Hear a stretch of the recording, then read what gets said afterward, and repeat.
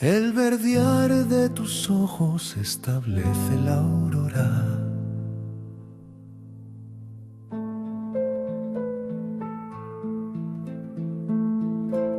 Y vanta el aire que respira el regreso, y trae la canta que renueva caminos.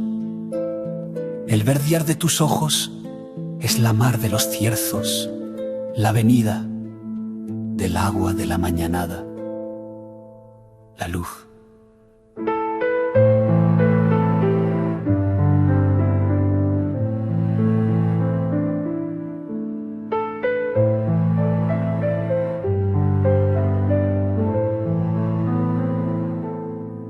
El verdear de tus ojos establece la aurora.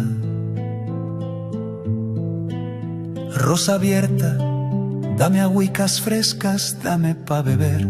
Tus pechicos rollos, la tronada marchó. Sus boiras muidas, ande esta naura. El verdear de tus ojos establece la aurora.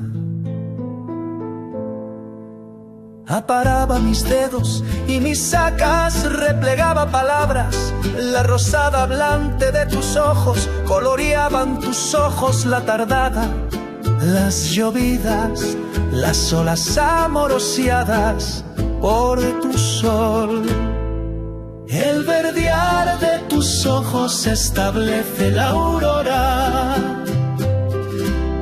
Y pa' cantarte hoy, pa' bandearte en su manto y en su alda la hirera crece en el árbol. Pa' beber tu frescor te corteja, pa' saber si vendrás, si nos harás visita.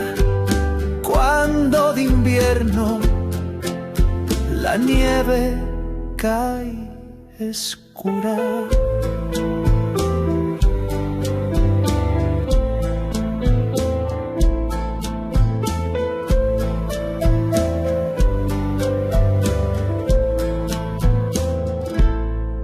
El verdear de tus ojos establece la aurora. Y desde lejos veía tus hombros que marchaban canteándose en a compás.